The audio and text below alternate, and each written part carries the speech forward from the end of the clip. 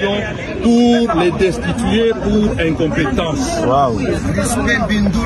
Il a demandé pardon à l'occasion de son discours d'ouverture. Cela ne vous suffit pas? Monsieur Vital Kamerhe a lui-même reconnu les griefs. Il a lui-même passé aux aveux. Il a demandé pardon. Mais il doit savoir que nous, qui s'excuse s'accuse, il doit savoir que nous ne pardonnons pas, nous continuons avec notre procédure législative, parce que nulle part dans le règlement, on dit qu'un président, quand il demande pardon, il faut le laisser partir. Non. Il y a après, nous allons saisir la justice.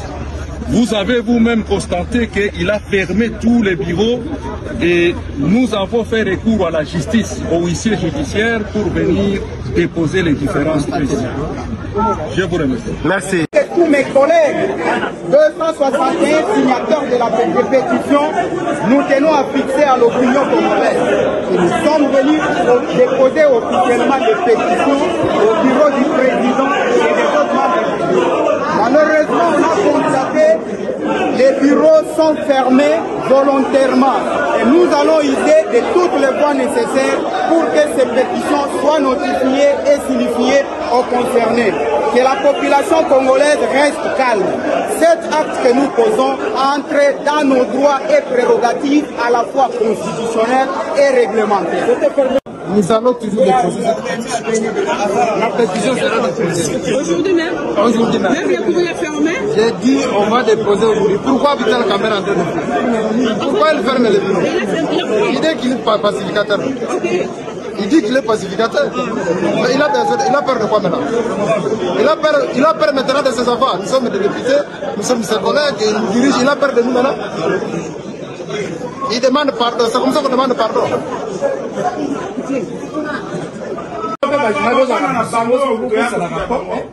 C'est quoi ça?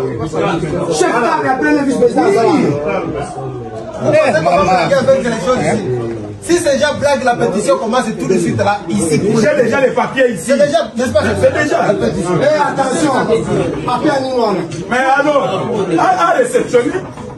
Pourquoi déjà t'es là pour là? Ton copie déjà. On a encore spécial au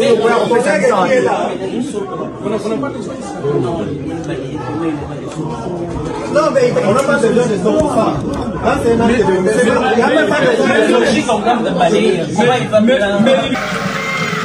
C'est pourquoi je voudrais vous dire, honorables députés, distingués collègues, que s'il y en a parmi vous qui se sont sentis froissés, heurtés ou dérangés de quelque manière que ce soit par ma conduite, par mes propos, qu'ils daignent bien accepter l'expression de mes regrets le plus sincère et j'implore leur pardon. Honorables députés, estimés collègues, je voudrais aussi m'adresser aux jeunes parlementaires, véritables chevilles ouvrières de notre Assemblée, tant pour la production parlementaire que pour l'action politique. Mes chers jeunes, votre appel a été entendu et le bureau s'emploiera à créer les conditions de votre épanouissement, notamment à travers un plus large espace d'expression et des opportunités pour renforcer vos capacités. C'est d'abord pour répondre à vos besoins de formation que le bureau a entrepris de mettre en place une académie parlementaire en étroite collaboration avec les vice-premiers ministres, ministres de la fonction publique, l'IAU, à travers l'École nationale d'administration ENA. Cette session budgétaire sera la vôtre. Je vous invite, vous, autant que l'ensemble des députés nationaux, élus légitimes de notre peuple et gardiens de ses aspirations, à travailler avec acharnement dans l'abnégation et la discipline pour offrir à ces peuples dont nous sommes les élus légitimes et les gardiens de ses aspirations la contrepartie de la confiance qu'il a placée en nous.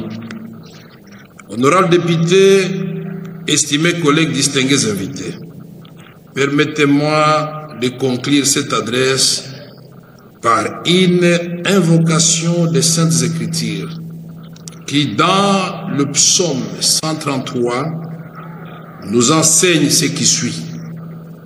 Voici, ô, qu'il est agréable, qu'il est doux pour des frères de demeurer ensemble dans l'unité.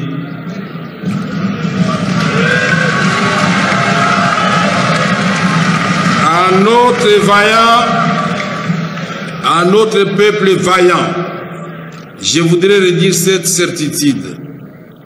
La paix finira par l'emporter, quelle que soit la durée de la guerre. Alors, notre pays retrouvera sa vocation naturelle, celle d'impulser le développement sur l'ensemble du continent.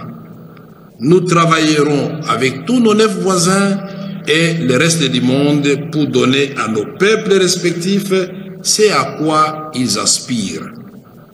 Nous ne demandons rien d'autre que de vivre en paix avec tous les voisins et de tourner ensemble nos regards vers l'horizon qui conduira nos peuples respectifs au rendez-vous avec l'espérance. Que Dieu bénisse la République démocratique du Congo et son peuple, que vive la paix, l'amour et la cohésion. Je vous remercie.